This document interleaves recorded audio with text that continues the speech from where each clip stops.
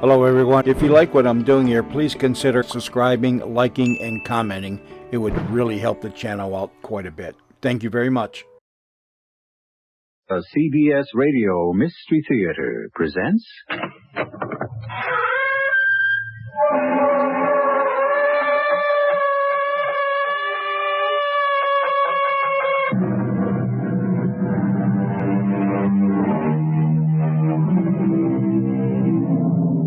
Come in. Welcome. I'm E.G. Marshall. In time of war, certain human instincts come to the fore. The aggressive instinct, of course, and also the instinct for survival. That we must all die eventually is inescapable. That some of us must die prematurely is terrifying. So terrifying that in a moment of grave danger, even the most sober and rational of men can appear to regress and clutch at superstitious omens, like our most primitive ancestors. Is this folly? Or does a person in the extreme moment when death is imminent know something we don't?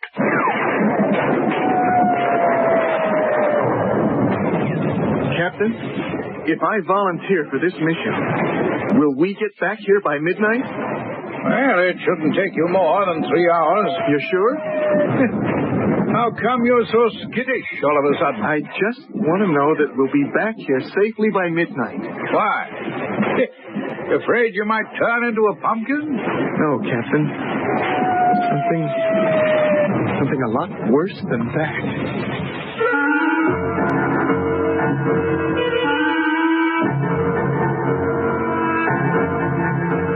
Our mystery drama, Time Out of Mind, was written especially for the Mystery Theater by Percy Granger and stars Russell Horton.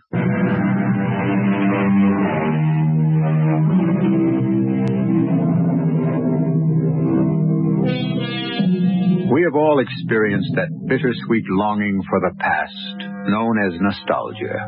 Most of us have also felt the related sensation of wishing we could return to a specific moment in time to take care of some unfinished business or speak a final word to a loved one.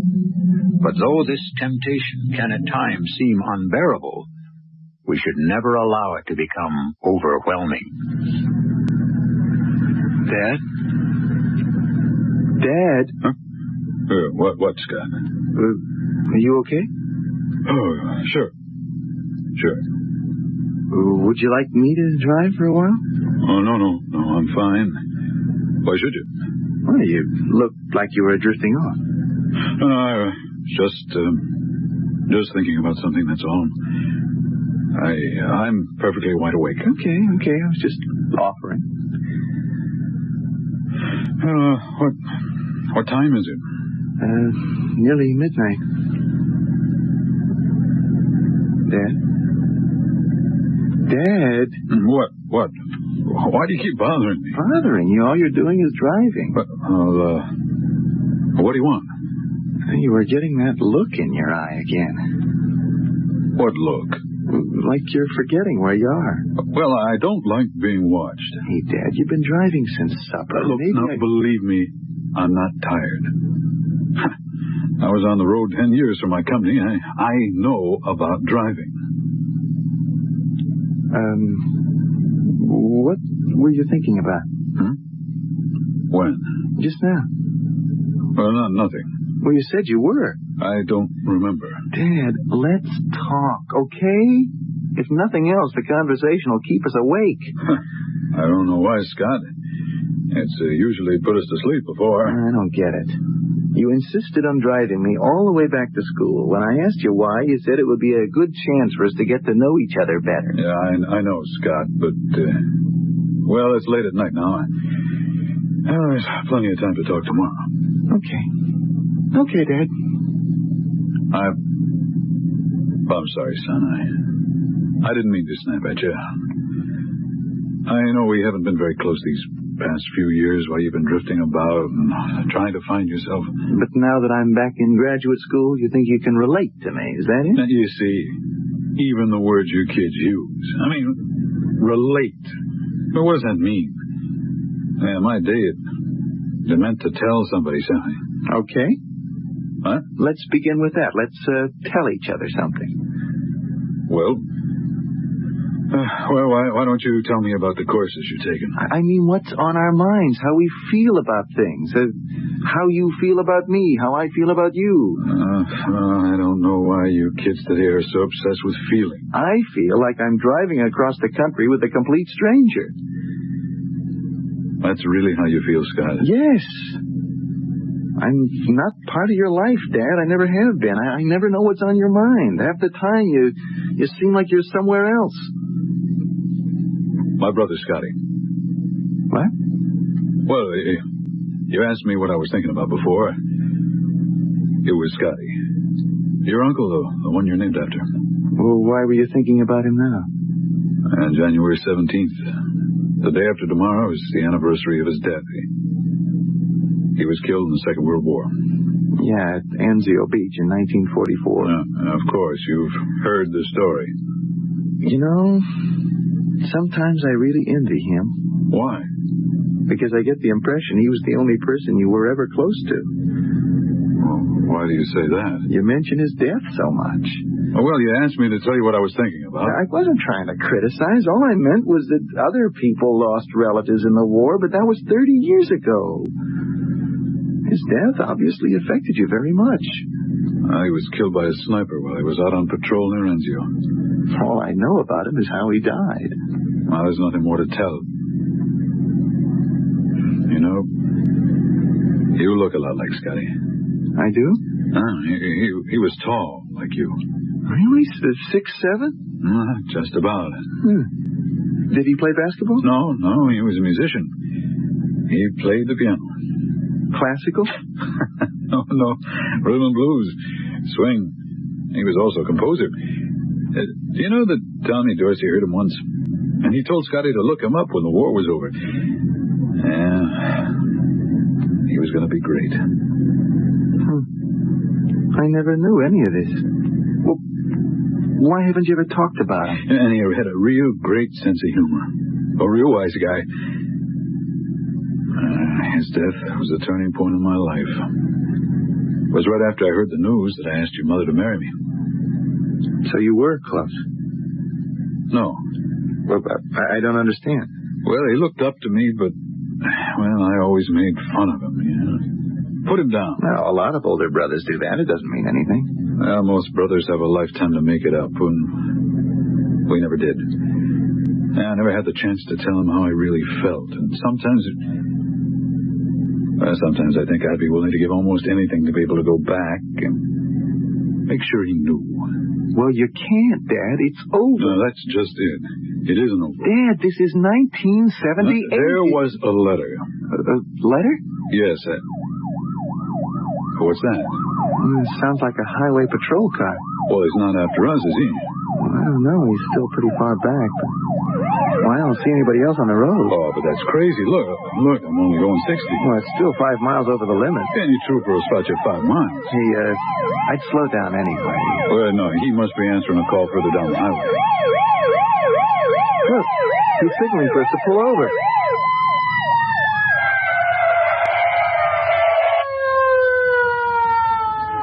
Hand me my wallet, will you? It's in the glove compartment. Good evening. Hello, officer. Can I see your license? Yeah, sure, just a sec. Theodore Pittman, that you? Yep. Who's that in there with you? It's my son. You live in Pennsylvania? Yes, sir, in Harrisburg. My son's studying physics in California, and I'm driving him back to school from winter vacation. You drive all the way from Harrisburg today? Oh, no, from Columbus, officer. Can you tell me what the matter is? I was only going a few miles over 60. Oh, speeding's not the problem. This interstate can be more treacherous than it looks, Mr. Pittman. It's flat as a board and straight as an arrow for over 100 miles through this part of Kansas. A lot of drivers become lulled or hypnotized. Some even fall asleep at the wheel. Well, I'm wide awake. I've been following you for quite a while. You aware that a few miles back you were weaving? Well, no. That's a pretty good sign. A driver's either tiring or his mind's wandering. Well, I'm okay now. Does your son drive? Oh, yes, officer, but I'm telling you, there's nothing wrong with me. You planning to drive all night? Yes, we're behind schedule. We had some car trouble in Ohio that set us back a day. Well, my son's got to be back in San Francisco in time to register tomorrow, the 17th. That's a long way to go in 2 days. Well, we'll make it. I suggest you stop for some coffee at the next service plaza. There's one about 12 miles up ahead that's got an all-night restaurant. All right, officer, fair enough. We'll do that. It's for your own protection, Mr. Pittman. I understand. I also suggest you change drivers there. Yes, sir. Here's your license. Thank you. Oh, that was a close call. Dad, he was only trying to be helpful. Weaving? I don't remember. Weaving?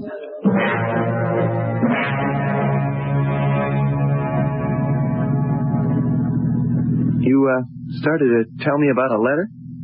Well, the last time I ever saw my brother Scotty, we had an argument. Over what? Well, I don't remember. It doesn't matter. The point is, that was it. 3 weeks later, he was shipped overseas, and I never saw him again. A couple of months after that, I began to feel apprehensive. As if you knew something was going to happen? Well, you always think you have a whole life to talk, so you keep putting it off, and then suddenly something happens, and... So you wrote to him? It's amazing what happens when you sit down to do something like that. I mean, feelings you didn't even know you had.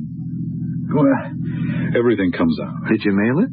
3 weeks before he was killed. So he did know. But you see, that's just it. I don't know if the letter ever reached him. It wasn't among his personal effects when they were sent home. 3 weeks is a lot of time. He must have gotten it. It took mail anywhere from 2 to 6 weeks to reach men who were at the front. Oh. So I never knew. And I never will know. I'm glad you told me all this, Dad. I feel like maybe we're a lot closer now. Maybe we'll be... Scotty's death wasn't necessary. What? He never should have been with the infantry in the first place. I mean, he was a big boy. An inch over the height limit. They were supposed to transfer him. It should have come through. But it didn't. It's over. Hey, let go of it, Dad. It's been over for 30 years. No, it isn't over. As long as I don't know whether or not he got my letter, it isn't over. Well, if that's the way you feel, it can't ever be over then, can it? No. Dad, are you watching what... Dad, look out! You're going off the road!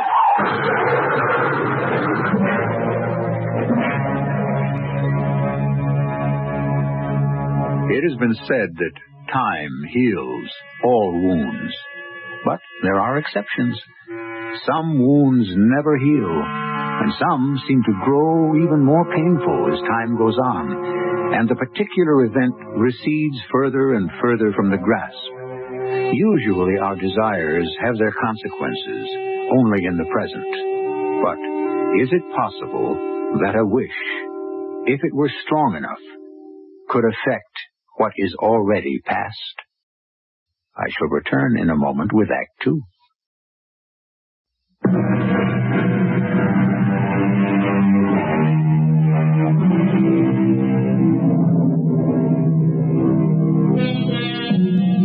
A father and son driving across the Kansas prairie late at night. The father reliving an episode from his past he's not been able to forget for 30 years. Then suddenly, and without warning, a mishap. Theo Pittman loses control, and the car careens and crashes. It is said there are no accidents, that everything which happens is ordained. But if this was not an accident, what else could it have been?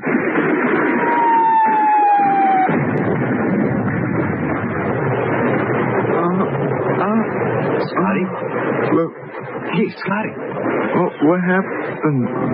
How do you feel? My head. Hey, just take it easy. That shell couldn't have landed more than 20 yards from our foxhole. Foxhole? I was in a car. There was an accident. Hey, just lie back, pal. Who are you? It's Leslie. Leslie? Les White. What's that outfit you're wearing? You a soldier? Hey, that's what they say about you, too. What? Hey, what are you doing? Just putting some water on your face. Where am I? Field hospital. Where? Near Anzio. Anzio? You mean Italy? Yeah, we're about 4 miles inland from the beach. You don't remember what happened at all? No, I don't. Well, I'm not surprised. The medics said you might suffer loss of memory for a while. How did I get here? Oh, a shell hit near our foxhole. I was lighting a cigarette, and I had my head down. You were up top with the binoculars, and the explosion knocked you cold. Foxhole, Anzio. What year is this? 1944. 19... I must be dreaming. Hey, tell me, how do you feel? Terrible headache.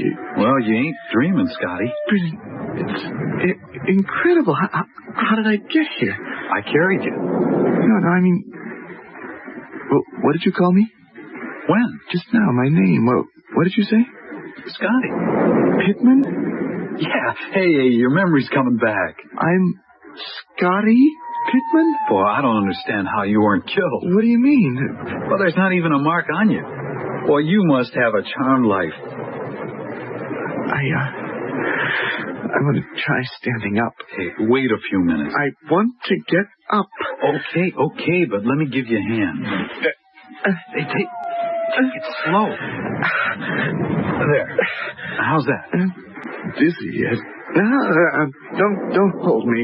You sure? Let go. I don't believe this. Captain Croft. Captain, Scotty's come too. Well, how do you feel, boy? Okay, I guess. You don't look any the worse for wear. You able to walk? Yeah. How's your vision? Is it blurred at all? No.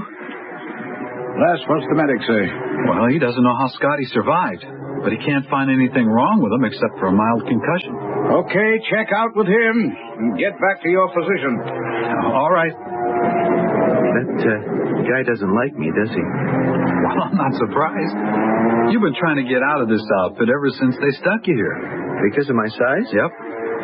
Hey, how you feeling now? I really don't know yet. How's your memory? You know what's happening? Yeah. We're at Anzio. The Americans and British landed here with 24 battalions. 21 theirs, 3 were ours. The objective is to draw the Germans away from Cassino and make it possible for the Allies to break through to Rome. Hey, great, you remember. Well, I should. I've heard the story often enough. What? Nothing. What are we doing? I mean, us specifically. Well, our battalion is in the vanguard for the invasion forces. When we landed, we took the Germans by surprise, and we were able to push them back this far, but, boy, now their resistance is stiffening. A lot of our armor and men are still being landed on the beach. So we're the front line? Our unit is on the extreme southern wing. The German counterattack, if it comes, is expected to be further north. So we're relatively peaceful here. About all we're doing for the moment is going out on daily patrols. Patrols? Yeah, hey, don't look so worried. We got it easy. The only real danger we face is from an occasional German sniper. Sniper? Les, what's the date? January 16th. This is the day before... when's the next time we're supposed to go out on patrol? Tomorrow morning. The 17th. Hey, is it beginning to sound familiar? Yeah, you bet. We better get going. I'll find the medic and get you checked out of here. Les, wait a minute. Have we gotten any mail since we landed? Well, yeah. A batch finally caught up with us yesterday. But you haven't forgotten that. Did I get something? You got a letter from your brother. Then it came. Oh, yeah, you let me read it. Where is it now? Well, gee, I don't know. The last I saw it was tucked in the webbing of your helmet there. It's not here. Probably got jarred loose and carried off when that shell exploded. Hey, listen. What? The German guns have stopped. What did the letter say? What? Well, you said I let you read it. You remember what it said? Don't you? No. You must have read it over 20 times. I don't remember. It was a sweet letter. You and he were really close, huh? No, we, hadn't been. Well, he must have been making a real effort then to say what he did. Hey, what are you doing? You've got to try to find that letter. But that's my kit. Sorry. Anyway, I told you, it's gone. Oh, the captain's coming this way. We better make tracks back to our position. White? Pittman? Hold on.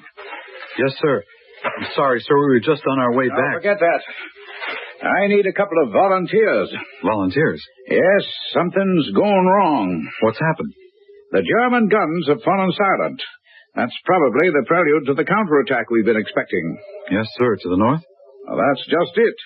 Gresham and Hodges and the other outposts are all reporting heavy activity in the hills above their sectors. Down here? Well, are we getting support? Well, we still can't get clear radio contact with beach headquarters. The terrain is too rugged. You want Scotty and me to run back on foot? Yep, I do. You find out if the 191st Tank Battalion's come ashore yet. Tell them we could sure use some of it. Yes, sir. We've seen activity on 3 sides of us, so we're in danger of being cut off. Well, so we could run into German patrols between here and the beach. That's right. Otherwise, with luck, you'll be there and back by tonight. Captain? Yes, Pittman. Les says we're scheduled for patrol duty tomorrow. If we're not being overrun by the Germans, yeah. Well, if we do volunteer for this trip back to headquarters, will you exempt us from patrol duty for a day? If you volunteer? Scotty. Soldier, you don't understand. You have volunteered. Captain, he's still I guarantee no matter what happens, we'll get through to the beach and be back safely by this evening. Well, that shell must have knocked some spunk into you, Pittman. I haven't heard that kind of enthusiasm from you since you came into this outfit. You keep it up, and I might even be sorry when your transfer comes through. Okay, if you get through to the beach and back by tonight, tomorrow you get a breather. Thank you, sir. Oh, Les, you know Colonel Gilpin, don't you? Yes, sir. When you get there, report to him. You tell him our situation. Yes, sir. Well, we're ready to go. Well, good luck.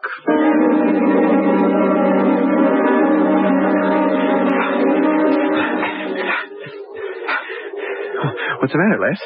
Did you hear something? No, don't be so jumpy. It's too quiet. Now, trust me, we've got nothing to worry about today. Well, I'm glad one of us is feeling confident. Hey, Les, is that captain the kind of man to keep his word? What, you mean about patrol duty tomorrow? Uh-huh. Yeah, he's not exactly Mr. Personality, but he's good on his word. I don't know what difference it makes, though. We'll probably be under attack by then. Just so long as I'm not out on patrol. Hey, what's that? But listen. 3 o'clock. Hey, we'll make it back in time for supper. Boy, that's beautiful, isn't it? What? It's somewhere in the middle of this war, nested among these hills, there's a little village. And the Germans are on one side of them and the Allies on the other. Any minute they're going to go at each other. And still, somebody takes the time to toll the hour. Yeah. You know, for a minute I could have figured I was back in Vermont. Oh, it's going to be real nice, isn't it? When all this is over and we have peace once and for all. Yeah. Come on, we'd better keep going.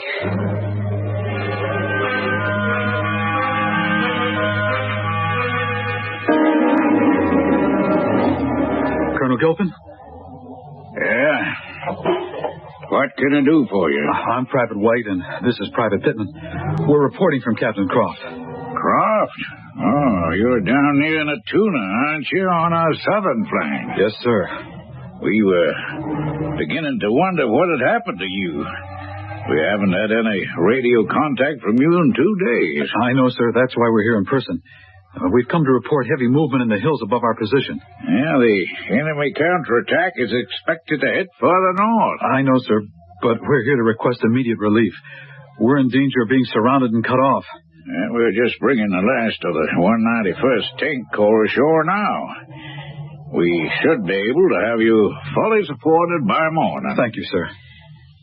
Tell me, did you see any enemy activity between your outpost and here? Nothing, sir. Well, that's good. You two boys want something to eat before heading back? Scotty? No, I want to get back. Okay, I guess I'd rather travel while it's light anyway. Well, now, you tell your captain, Well, get down, sir. Hey, Scotty! What was that? Flatten out, will you? Les, come on, we gotta go. Through this stuff, are you crazy? We'll make it. We've got nothing to worry about. You can if you want. I'm not moving. You two boys all right? Yes, sir. Yeah. Well, I think you'd better stay here.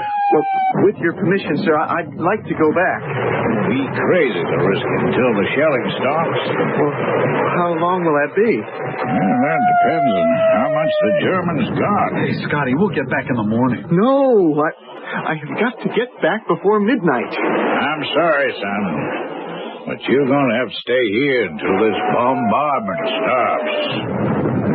And that's an order.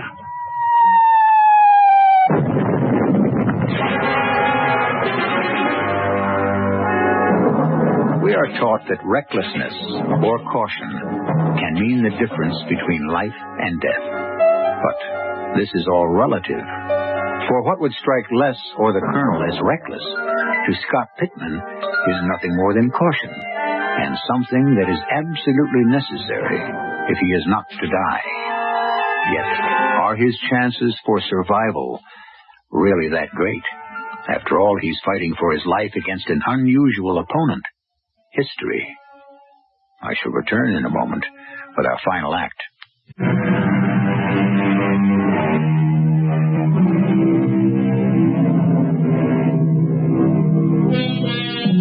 What is the difference between life and death?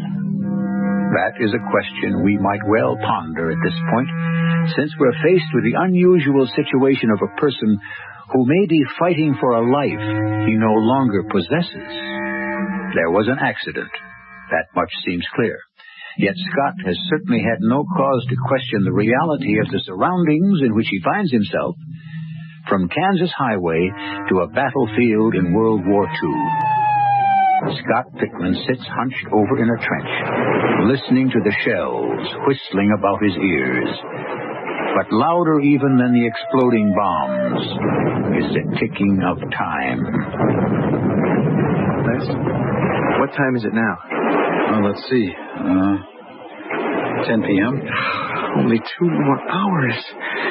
Isn't this shelling ever going to stop? Why is it so important to get back to our outpost by midnight? I mean, look, the way I see it, we're a heck of a lot safer here. Hey, what are you doing? I have waited long enough. Wait a minute, are you crazy? Let me go. You wouldn't get 100 yards out there in the open. I have got nothing to worry about till after midnight. You think so? Yes. Okay. You think you lead a charmed life just because you survived that one shell? Well, go on. Go on, take off. Yes. I'm dead. What? I am as good as dead. Hey, look, cut it out. Don't talk like that. You've been in combat long enough to know you never talk about it. It's bad luck. And this afternoon, you weren't afraid of a thing. What's happened to you? I don't know. I don't know. Well, everything's been happening so fast. I haven't had time to stop and think. Of course, this can't be real. It isn't possible. Well, if this isn't real, why didn't you leave this foxhole when I let go of you just now? I don't know. Look at the dirt on your face. It's 30 degrees out. Look at the frost on your breath. You think these things aren't real? Les, are we friends? What? I mean, can I talk to you? Of course. I mean, what kind of a question is that? I've got to try and explain what's happening because I don't understand it. Hey, Scott, you're trembling. What is it? You're acting like this was your first time under fire. It is. What do you mean? Les, I was driving across country with my father on my way back to graduate school. There was an accident, I think. Well, anyway, I woke up here. That's what's got you unnerved? Well, isn't that enough? We all have dreams about being back home. No, this wasn't a dream. I was on my way back to graduate school in San Francisco. We were driving on an interstate. On a what? You see? You see, you don't know what an interstate is, do you? It was 1978, the year it was. I mean, is. 1978? Wait a minute. You mean that this is like the Connecticut Yankee in King Arthur's Court? Yeah, well, sort of, except that I am not Scotty. Well, you look like Scotty to me. No, I am Scotty's nephew. The man who wrote that letter that I was looking for is my father. He was telling me the story of Scotty's death just before the accident. Death? Scotty was killed on January 17th. Well, that's tomorrow. Well, it's no wonder you've been so jumpy. He was killed by a sniper. You see, that's why I've got to get back before midnight. Scotty, it was all just a dream. Look, I am not... You don't believe me, do you? Look, let's just call a halt, okay? Just try to forget about it. Then why do I have a complete memory of my life in 1978 and no memory of all this life now? The explosion obviously affected your mind. Oh, come on, Scotty, relax. We'll get you medical attention as soon as the shelling lets up. Don't I look any different to you? I mean, Scotty and I couldn't have looked exactly alike. Hey, underneath all that dirt, you could be Humphrey Bogart for all I know.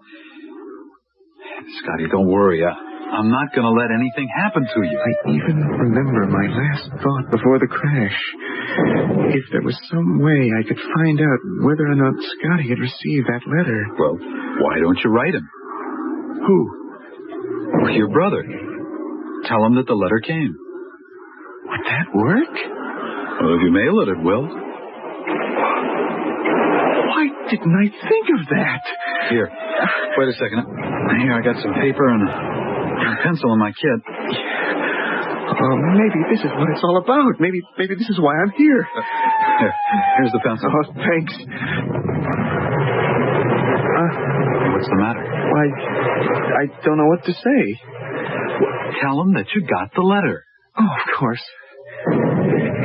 Dear brother... No. Dear Theodore, your letter arrived safely. I have read it many, many times. It meant more to me than you can possibly imagine.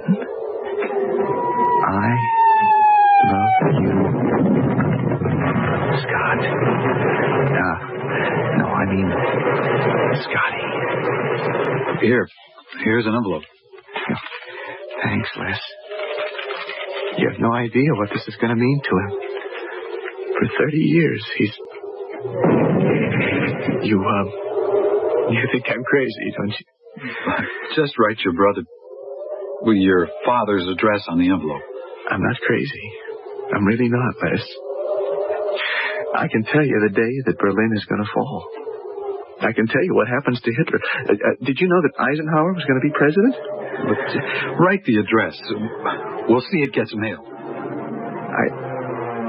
What's the matter? Why are you hesitating? I don't know it.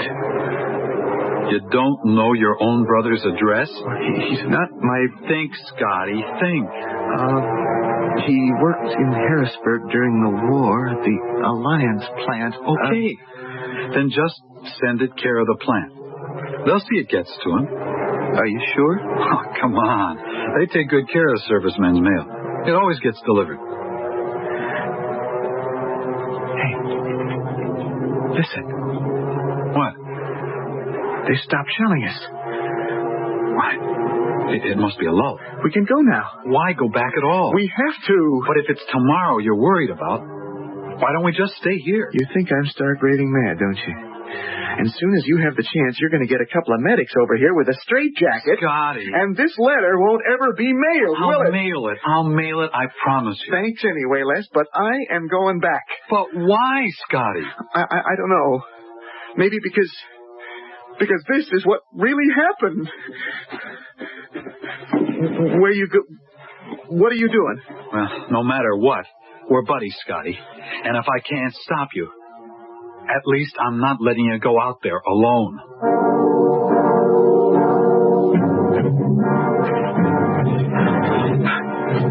Hey, Les, stop. Why, what's the matter? I thought I saw something move over there in the trees. Hey, I don't see anything. Hey, come on. Let's go a little slower, okay? Like you want to make it back by 12 or not?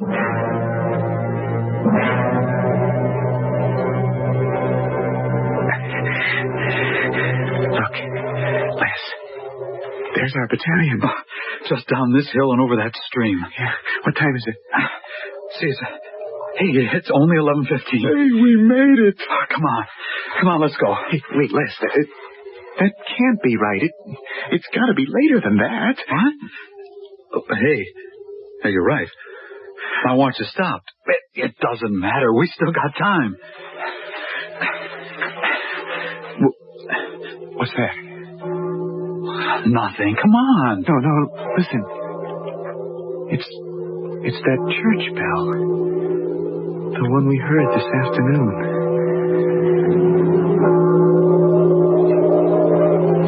Les, it's midnight. I didn't make it. Scotty, there's no one out here. Now, come on. We're almost there. I can't go any further. But it can't be more than 500 yards. That doesn't matter. I'd never get there. Don't be an idiot. There are no Germans, not this close to our own line. There are. I know there are. Oh, damn your crazy, stubborn obstinance. Your idiotic stupidity. That was all just a dream. It doesn't mean anything. Oh, why do you insist on taking it seriously? Look, if you weren't so tall, I'd knock you out and carry you the rest of the way myself. Get away from me, Les. Go on. Go on. What are you waiting for? That letter to your... That letter. Well, I'll take it if you want. Would you? Sure. Well, come on. Give it here. I can't. Why not? Because my dad never got it. It was never mailed. If I gave it to you, you understand? Yeah, I understand.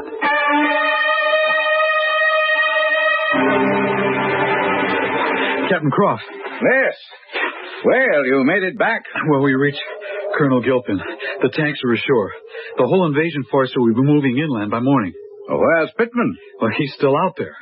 Where? On the other side of the stream, about 500 yards. Why? He refused to come any further. He's gone crazy, sir. That shell yesterday must have blown every ounce of sanity out of his head. He just stopped making sense. He's convinced there's a German sniper out there waiting to kill him. We've got to get him in here right away. Now, you lead the detail out. You find Sergeant Hobbs and... What was that? But you don't suppose he... No. That wasn't one of ours. That was a German field rifle.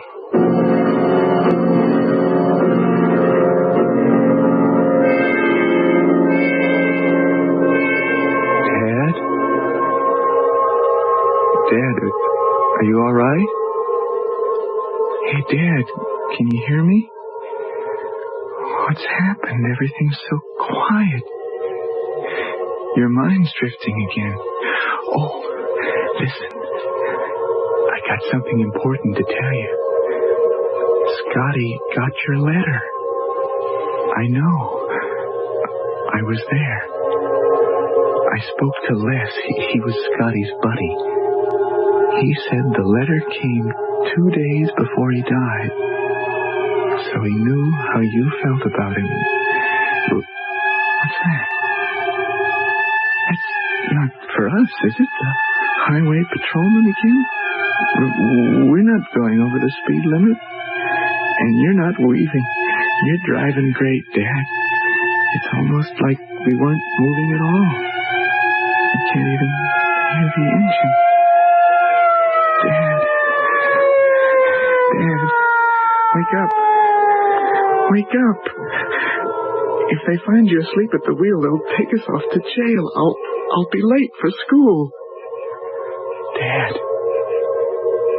Listen.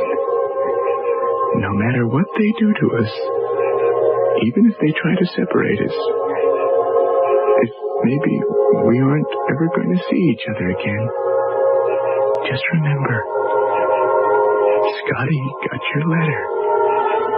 He knew all along. You don't have to feel badly anymore.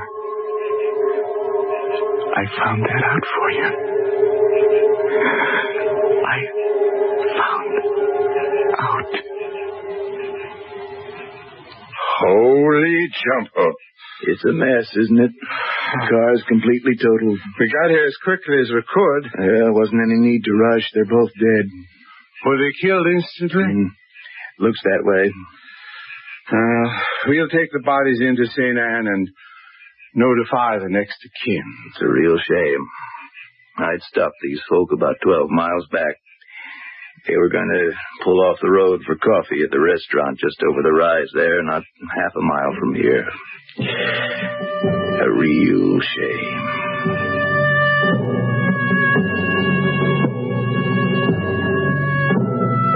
It is said that which is truly important is ultimately communicated, if not by tongue or pen, then through some other medium. Were Scott and his father killed instantly? Who knows? A lot is said to happen in that final second before death. Perhaps it is best to take our story as a fantasy of wish fulfillment and not question its logic too closely. But there is a more sober note to be sounded as well, which I shall do as soon as I return.